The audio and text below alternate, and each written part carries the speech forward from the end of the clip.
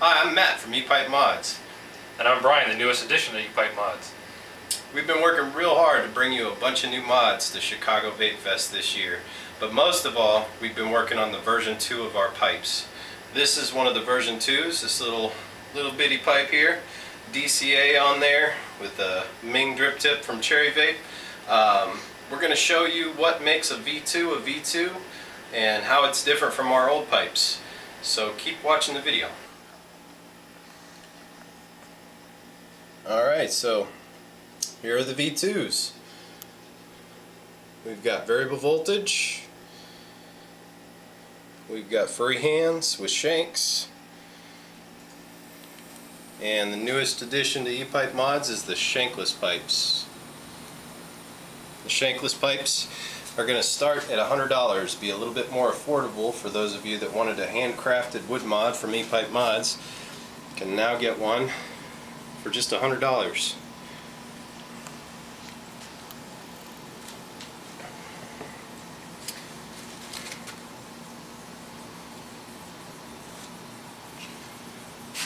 So starting over here, we have the Shankless pipes. And this one's set up with a DCT and 2 ohm cartomizer and Peterson stem. And this one is set up with a DCA and a 306 and a Ming drip tip. Now, you see, the big difference between these right here is the button. That's because this one is in off position and this one is in on position. The button is the newest feature to the V2. That's what makes this pipe a V2 compared to our old pipes.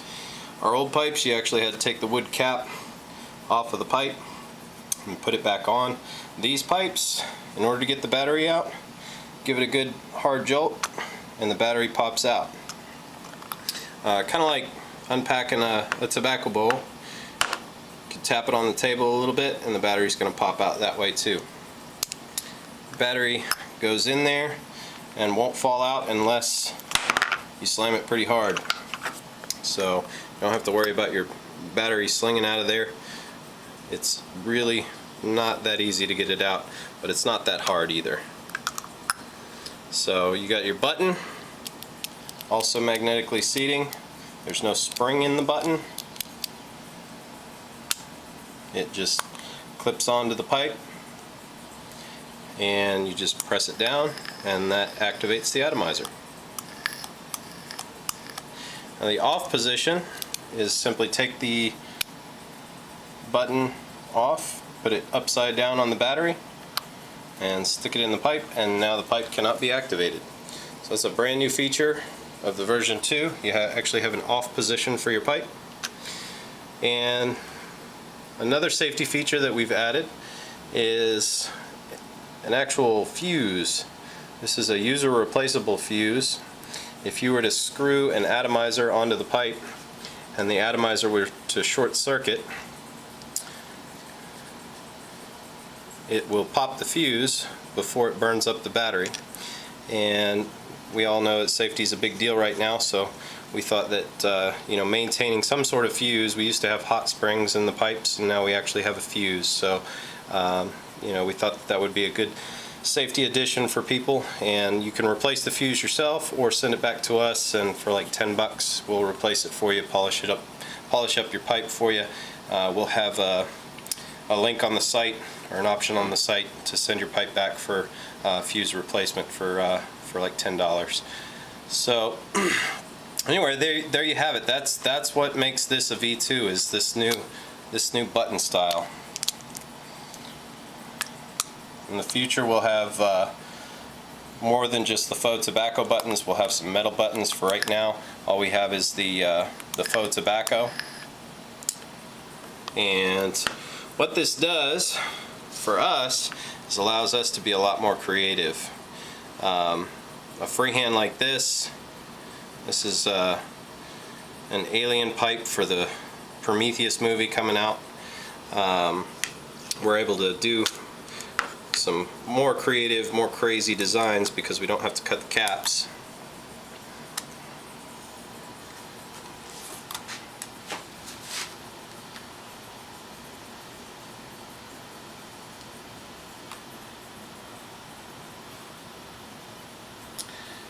have a lot more fun with it. And of course, we'll do some more traditional shanked pipes in briar and different exotic woods. That's a teardrop shank Dublin. And onto the variable voltage. Variable voltage is pretty much the same thing as what you have with the shankless and the freehand, only it's variable voltage. We teamed up with the guys from Artisan Vapor, or Artisan Vaping, excuse me, out of Canada, and they're the guys that make this lovely little device here called the Ego Booster. Now they've actually made specially designed Ego Boosters just for us that will drive all the way up to 5.4 volts, which is really cool because the standard Ego Boosters only go to 4.8. So you can actually drive this puppy all the way up to 5.4. And the other difference with these is instead of carrying the flat top 18350, which this battery just really isn't big enough to drive a variable voltage device, we went to an AW IMR 18490. And this battery is just, it's a really solid battery. It's going to give you about a half a day with a variable voltage pipe if you're vaping it pretty hard, and just a really nice battery to be using in a variable voltage device. Doesn't make the bowl too tall, and some of these we do get into a 18650, and you can see the bowl just gets really tall, kind of disproportionate. They're fun, but they'll be few and far between for the 18650s. Naturally, we've got some more traditional variable voltage